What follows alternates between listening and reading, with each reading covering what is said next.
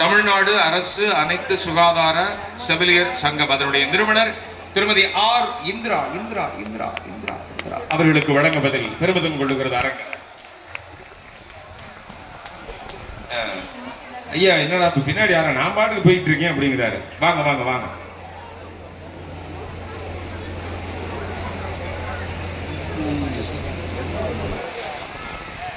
வந்துட்டாங்க மேடம், வந்துட்டாங்க.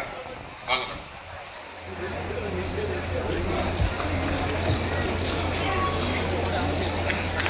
கும்பகோணம் மலர் மருத்துவமனைக்கு ஒரு அற்புதமான நினைவு பரிசு வழங்கப்படுகிறது. கும்பகோணம் மலர் மருத்துவமனை.